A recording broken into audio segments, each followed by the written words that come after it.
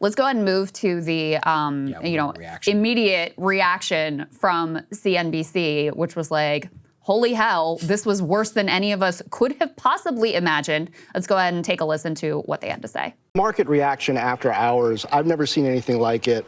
This, I think fair to say, is worse than the worst case scenario of the tariffs that many in the market expected the president to impose. You laid out a number of the percentages there, and there's some question of how the administration calculated the percentages that they're responding to in each of these cases. Are they adding in value-added taxes? He talked about, non-tariff barriers as well. So I think while many were hoping that this would eliminate uncertainty, there's going to be more uncertainty in the market. And from those watching policy tomorrow on, if countries push back on how these non-tariff barriers were calculated, will there be wiggle room here? Exactly when do these go into effect? How quickly are companies going to have to adjust their pricing? So many questions. Worse than the worst case scenario is their I was take. actually watching it live. It was pretty extraordinary. Yeah. This is where I have to balance. Like, look, it's always fun to see Wall Street elites and all of them panic, but that's my point, is that it's really not about them. And in fact, they're a straw man, because anybody on CNBC, any hedge funder or whatever, they're going to be all right, okay? But you know who's not going to be all right? Somebody whose company has a liquidity crunch and then fires 10% of its workforce overnight. I mean, that's another problem with America, and I would love to fix this. We are massively over-financialized. Yes. Many of these companies are running on razor-thin margins and are constantly borrowing. I learned this, for example, during the financial crisis, where the CEO of GE is like, we can't make payroll because they're constantly borrowing, like, it's called like commercial paper or something, in order to make their payroll. And you're like, wait, what? Like, how do you operate a business this and they way? couldn't roll their commercial paper. They literally could not roll commercial paper. That's why they could not make payroll. And their CEO is calling Bush, being like, we need a bailout tomorrow, otherwise we're going to die. Well, not much has changed on the commercial books since that time around. It's gotten worse. We're more right. financialized. We're more financialized, more leveraged, more reliant on liquidity. By the way, what's overlaying all of this? We still have relatively, in modern times, higher interest rates. So the borrowing cost is very high at the same time that you may need, let's say, bridge or something. Where is the Federal Reserve here? Howard Lutnick said this morning, don't worry, we're going to have lower interest rates. You can't say that. You can't guarantee that at all. That's right. You might be right, because you're probably going to induce some sort of economic contraction. But, when you have, 4, 5, 6% interest rate and you have overall contraction, you're just setting us up for stagflation. That's right. In the interim. Well, and that's where the Federal Reserve will be in an absolute bind, because on the one hand, yes, you're going to have a drop in GDP and in growth. That would push you in the direction of cutting interest rates. On the other hand, you're likely to have significant inflation because of the tariffs, which would put you in the direction of lifting interest rates. So that's why stagflation, in addition to being economically devastating, it's very difficult to deal with, because it pushes the Federal Reserve in both directions at once. So certainly there are no guarantees that interest rates are going to be cut whatsoever. And, every reasonable thinking person is now also massively increasing their odds that we are going to face a recession. Mark Zandi, who's the analyst for Moody's Analytics, went on News Nation and said he thinks it's hard to imagine at this point that we will be able to avoid a recession. Let's go ahead and take a listen to him. Bring Mark Zandi in, who's the economist at Moody's Analytics, who's recently gone to 40% odds of a recession happening by the end of this year in the United States. After listening to the president, you want to go higher or lower than that? Higher. Those were big numbers, Connell. Did you look at them? Those are really large numbers. If you do the arithmetic, it looks like a 20% effective tariff rate. And that, he's carving out, it looks like, because you didn't see Canada and Mexico in the chart, carving out USMCA. So even with the carve out, I think you're at 20. And if that's actually what's implemented, and if you have any kind of retaliation, which I would anticipate, I don't see how we avoid recession. I really don't. On average, you're talking about 20 on average when you work out those numbers, like what I was talking about. China's 34 and so on, and Japan's 24, so on. So you say it's about a 20% on average. So you say the odds of recession I hesitate to say, but it feels like it's better than even odds at this point. I mean, I have to do the arithmetic and go look at it. And obviously, a lot depends on if these are actually implemented, which is a open question, given how these are on again, off again. And we'll see over the next few days how our trading partners respond to this. If they are more circumspect and cautious, then we can maybe breathe more easily. But if they're retaliating in kind or close to, I really don't see how we avoid a recession. Don't see how we avoid a recession. I mean, don't take that to the bank, but I think we've said this before. The problem is that now, in an era of uncertainty, people go with who they trust. Now, do you necessarily want to live in a world where the ratings agencies and all of them are the people who are still trusted by Wall Street? No, you don't, obviously. It's not like these economists and all of that are the greatest geniuses who haven't been wrong a lot. But if you have a lot of social capital, it can become self-reinforcing. I've said this before. We run a business here. If I had this level of uncertainty about what the future is, we're not hiring anyone. We're not doing anything new. In fact, we're taking this spending and we're going way down. You're going to stockpile as much cash as possible and just say, okay, let's see what happens, right? That's exactly right. No more credit, nothing, any of that. That's not good for overall economic activity. Now, let's say that we're a tiny little small business compared to the overall U.S. market. Now, let's say that you are J.P. Morgan or Goldman Sachs or Toyota or GM or Ford. Another thing on here is that all of this is designed to bring back manufacturing. The problem that I see right now is that we are giving zero break to the manufacturers who are building things in America, but have things that they have to bring in order to make said finished product. That's the whole idea of like importing parts and then assembly here at home. It's actually one of the correctives that was applied by neoliberals in the case for why high-tech manufacturing, et cetera, is a good thing. Now, I don't think they've proven correct. I would be fine with building more finished parts, et cetera, here. What do I keep coming back to? Do you know how much money that you need in order to build those factories? I mean, look at the TSMC plant in Arizona. The CHIPS Act passed years ago. It's still several years from coming online. This stuff takes a lot of time. It takes billions and billions and billions of dollars. It takes actual competence. I'm just talking about chips. I mean, to think about textiles or any of these other things. And then we also should have an honest conversation, even as someone who is pro-manufacturing. And I don't think that we should have it so that you must have a 4-year college degree or whatever to be able to make a multi-6-figure job. But this is, again, where I hate to sound like Milton Friedman. There are certain types of manufacturing which many Americans, it's not only that we don't want to do, it's that if you look at a basic level, it's not even something that we necessarily have the best competence at, and that if we did have it here, could have all sorts of downstream social effects. Now, the problem, I think, is the neolibs have taken that way too far for all manufacturing, right? Agreed. But it's not like the idea itself is not incorrect. So,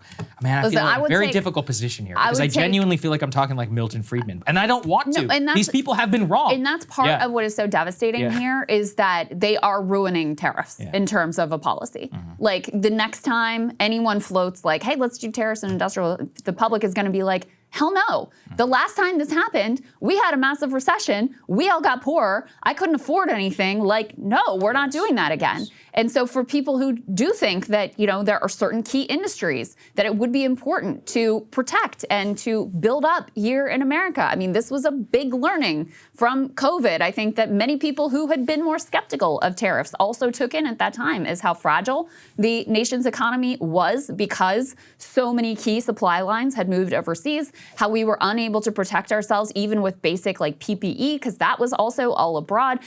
These things are really important. And he is going to destroy the appetite to do any sort of actually intelligent tariff plus industrial policy moving forward. But, to go back to this risk of recession, which is extremely real at this point, it's not that there's no winners in recession. Coming out of the financial crisis of 2008-09, a lot of winners, banks got bigger than ever. People who were at the very tippy top, for them, it was a buying opportunity. Assets were cheap. They could buy up all kinds. That's how we really got set on this path of having so many investor-owned homes. A lot of that came out directly of the housing-related financial crash out of COVID. We all saw the numbers. The billionaires, the Elon Musks, the Mark Zuckerbergs, the Jeff Bezos of the world, they got richer than ever coming out of the COVID economic crash and pain. So for the people who are, I'm not even talking about like your average Wall Streeter. I'm talking about the people who are at the very tippy top. A recession is a buying opportunity to consolidate and buy up even more of our economy than they already have.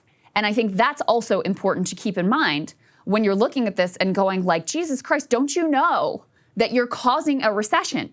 Just remember that people like Elon Musk, for them, a recession is an opportunity. And what we've seen in certainly recent history with these crashes is it just makes the richest of the rich even wealthier and gives them even more power. You know, to go to your point, Saagar, about the reshoring, like, of manufacturing, even in an intelligently designed process, we also have to acknowledge the fact, and this was a point that actually the menswear guy was making online, if you're thinking about like bringing back textiles, do you think that's going to use the same number of people that it did in 1972? Of course not. I mean, we are on the cusp of this massive AI revolution. Some of this is already, some of that future is already here. So companies, even if you did something intelligent, and even if they did bring manufacturing back here, it's not going to be the same number of jobs, the same level of wages. They're going to look to automate as much of that process as they possibly can. So, you know, the whole thing is just outrageous. And then, you know, the last thing I'll say with regard to the market reaction, the freak out on CNBC, et cetera, is like, you know, he did say this the whole campaign. Not exactly this. This goes even beyond some of the things he was saying on the campaign.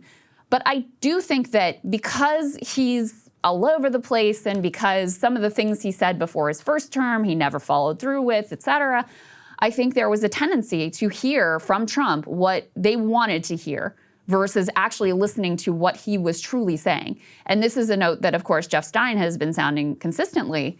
He's been saying over and over again, guys, they're serious about this.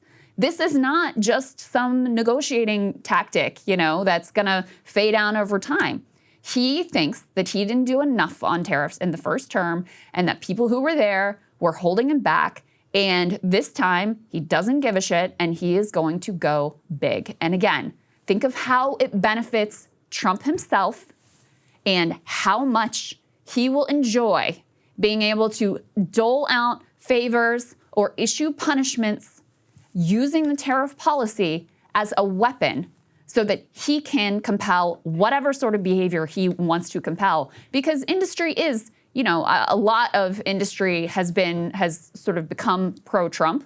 You know, that's been part of the vibe shift. And certainly after he won, you had all of these oligarchs who were lining up behind him. You know, they were the intelligent ones who realized right away what time of day it was that, like, okay, this is what this guy is doing. And if I want my business to succeed, I better be in his good graces.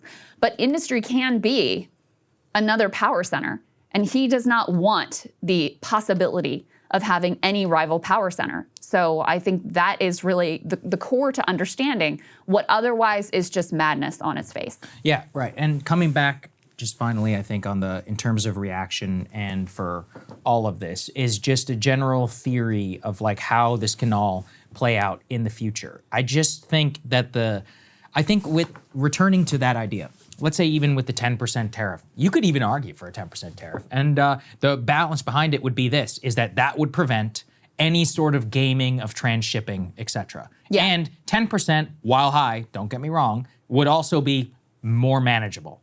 30%, which is where we're currently at, yeah, or 40 or 50 in the case of some countries, like Vietnam, our number 8 trading partner, that's not a world where he ran on. This is why it actually is completely out of step with even the rhetoric of the speech. The speech was about reciprocal tariffs, right, non-trade barrier. That's not what's happening. Right. And that's actually what's driving me nuts. Do a world where you do a reciprocal tariff. Okay, it's honestly not hard. Another one that they mentioned, for example, is, and this is where my Maha folks should be on board. They were like, nobody's buying American beef in Australia. Yeah, you know why? Because they think it's gross. They're like, not only are we afraid of mad cow disease, you guys use all these disgusting hormones. We don't want that shit in our country. In many other countries, in Asia, for example. Letnick told me on Sean Hannity last night that it's because our beef is beautiful and their beef is very weak. If That's our, what he if said. our beef was That's beautiful, what passes for an argument on this. If our beef was beautiful, our people would be beautiful, and we can just take a look at the obesity rates on that one. Go look at what an actual cow that you're probably eating looks like. It's fucking disgusting. Okay, and that's my point. Is if you go to Asia, there's like this specific antibiotic or something, I forget it. It starts with an R, or something mean that we use here. They're like, we won't let you poison our children. Whenever we ask them to buy American beef or pork, they're like, no, we're not allowing that. This is where our Maha folks should be on board. The reason that some countries don't allow US food is because they think it's filthy and gross, and they're not wrong in many respects. True. So if we want people to buy more of our beef, you can. You know why? At Costco, the healthiest meat you can buy at Costco is from New Zealand. You know why? Because in New Zealand, it all has to be grass-fed and it all has to be antibiotic-free. You could do that too, if we want to. Now, that would require a significant change in our food supply and all of that, but that's where the stupidity of it is just maddening, because we're at the same time that we want to make America healthy again. What, we want Australians to be as fat as us? No, we don't want that. It's like you don't want to export this crap to all across the world. Yeah, I mean, we have in a lot of respects already. But yeah. Yes, we have. Yeah. You're right. But my point is that if anything, it's a bad cultural ill and perhaps the worst thing that we have exported to the rest of the world. So anyway, just coming back to it, this is 10 times worse than any. Actually, you cannot even honestly say that this is what people understood the tariff plan was, because it's not. Well, it genuinely is not. It does irritate me that some news outlets are still referring to it even as reciprocal tariff. It's not reciprocal. They're still taking up the Trump framing and language when it's like, see for yourself, use your own brain to characterize what's going on here. Because, I have problems even with the reciprocal tariffs. Doesn't make sense for a variety of reasons. It's not even worth getting into because that's not what we're doing here. Mm-hmm. That is not what we're doing here. This is, I truly characterize this as economic terrorism. I don't think there is another accurate way to characterize this. He is blowing up all of our lives, the global economic system. And again, now I'm sounding like Milton Friedman too, which is not my ideological, but I will take the most neo-lib of neo-lib policies over this. I honestly will, because this is going to be a massive, regressive tax on working class people. It is going to cause, they've been running around, short-term pain for long-term gain. There will be no long-term gain. This is just about pain. For what? For what? There is no rainbow on the other side of this. It's just pain. It's just threatening a recession. And it's, it's hard for me not to see, not to see this as anything other than a complete and utter disaster, absolutely of his own making. And last thing I'll say just about where we were economically going into this, it's not like the American working class person, the American consumer, was on solid ground going into this. It's not like we have a buffer to be able to absorb these massive shocks. And so these politicians who are running around like, one of them was saying, you know how it is when you renovate your home, it's a little inconvenient having the painters there and doing the drywall, but at the end of the day, it's better. People do not have that kind of luxury. You already had car loan delinquencies going up, spiking massively. You already had people who are struggling to make rent, let alone be able to afford them. I mean, the housing market is complete trash right now.